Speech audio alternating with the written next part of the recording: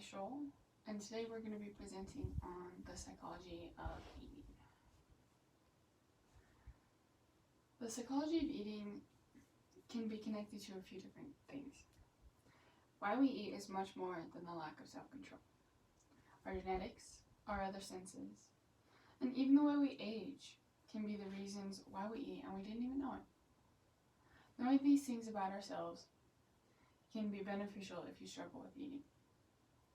I believe we should educate ourselves on the reasons we eat because it could allow us to be healthier, it could help us understand when to stop eating, and it could also help people know more about themselves.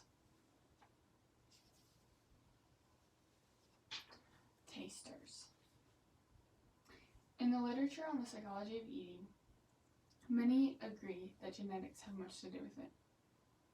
In the article Super Tasters Test in 2019 states, genetics play a role in the way that foods and drink taste to us.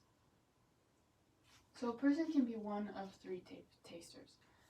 They can be a super taster, they can be a normal taster, and they can also be a non-taster.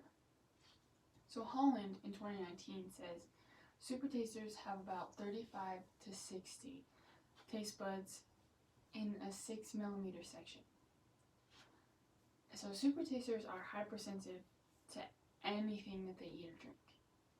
This is a big reason that they love food as much as they do, and they can't stop eating. Or it could go the opposite way, and they could really not enjoy food at all and be very picky eaters.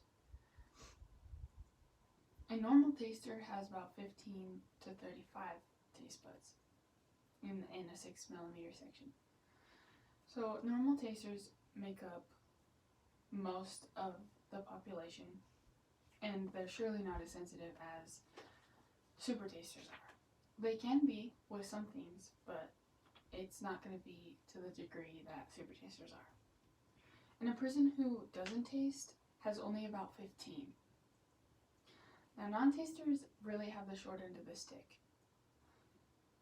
They do still have their sense of taste, but they don't get to enjoy as much as the other two tasters get to. Knowing what kind of taster a person is can be pretty beneficial for a few different reasons. It can allow people to understand why they enjoy food as much as they do, and why they struggle to stop eating. It can also assist in the change a person makes to be healthier. One of the best parts about food is that we can change the way it tastes to fit our own personal preferences and needs. Our other senses. Throughout the literature on the psychology of eating, many also agree that the other senses have a lot to do with it. So a medical doctor by the name of Dr. Boyles explains that the sense of smell has the most and biggest effect on the way that we taste, and that's explained by the Marshfield Clinic. Our sense of smell can sometimes not be so nice to us. A lot of times a person will smell something before they eat it. This can be a good thing and it can be a bad thing. Something that tastes amazing could smell absolutely horrific, and something that smells awful can taste amazing. So our smell has a really big impact on our eating habits. The sense of smell is linked to way more than just our sense of taste. In the book Informed Health, they explain, like taste, our sense of smell is closely linked to our emotions. So that's the reason that certain smells can make people really nauseated or even vomit. This is also something that can be both good and it can be bad. It can be a good thing because it can make the person really not want to eat that anymore when they're feeling that way, or just not want to eat anymore. And it can be a bad thing because this can cause the person to not eat anymore at all, and that's really unhealthy for your body as well. Our sense of smell isn't the only sense that influences our food preferences. Rupp in 2014 says touch, a matter of texture, is often a factor in why people claim to dislike the taste of mushrooms or olives. So it's not necessarily that they don't like the taste, but it can be the flavor that the texture that they just don't like. All the other senses affect the way that we eat in one way or another. But our sense of touch is a really big one. Texture is a huge thing for a lot of people. Lots of people they can't get past the way that something feels in their mouth, so they just won't eat it. Being informed about the other senses and how it affects the body can be helpful in becoming healthier. It can aid people in making connections as to why they could be eating and when they don't feel hungry or they just don't want to eat. It could also just be a plus to know about the senses and the effect that it has on a person's body.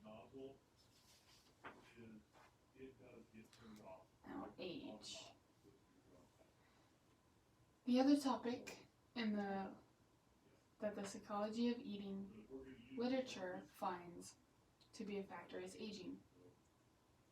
Everything decreases with age, but losing taste is difficult because it takes away a certain joy that a person can never get back. This can be really hard for people to accept and live with. Although it's destined to happen, there are many things a person can do to slow the process down just a little bit. So a person is born with the amount of taste buds that they have forever. And that means that when a person ages, they lose their taste buds. But certain things can cause the deterioration of taste buds way quicker than age can. These things can include things such as smoking, alcohol, drugs, gum disease, and just really being unhealthy overall can really affect the way that your whole body ages, let alone your taste buds. So not doing these things can allow your taste buds to live as long as you, or slow the process just a little bit. The National Institute on Aging says people who have lost some of their sense of taste may not be eating the foods that they need to stay healthy. So this can be a big problem. If a person can't taste anything, then why would they eat it? Not being able to taste takes all the fun out of eating.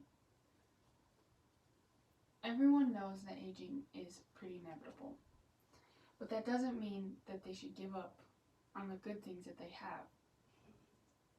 So having information on what aging does to a person's body is only going to help them. This information can be the reason that somebody stays healthy. And after knowing this information, many people will want to stay healthy in order to keep their taste buds. And doing these things for the reward of keeping their sense of taste will just ensure that they're going to be healthy overall. So there are many people that will disagree with what has been said. A lot of them will just turn a blind eye to all this information because they just don't want to hear it or see it. But with this comes a lot of questions and disagreements from people who probably don't have quite enough information. A few things some of these people might ask or be concerned about are, the first one is, how do we educate ourselves with the right information? So everybody's body is different, and we all know that. But there are some things about all of our bodies that are the same. For example, what kind of taster we are. So yes, there are 3 kinds of tasters, but we are all one of those.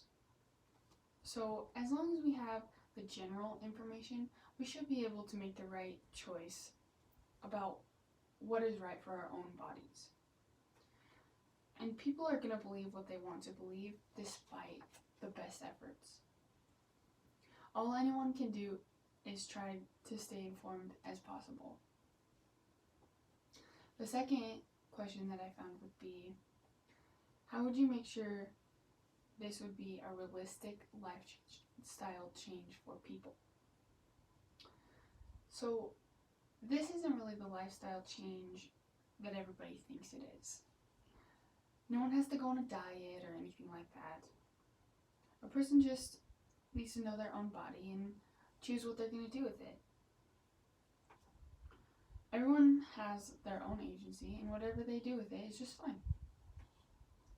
And the last concern or question that was pretty evident was, how can we be motivated to educate ourselves on this topic? Well, the only way that anyone can be motivated is to find it within. If people really don't want to know the information, then they really don't have to. Generally, a healthier person is a happier person. However, if a person is happy just the way they are, then there's no need to change. The consequences of choices are all on the person that really makes them.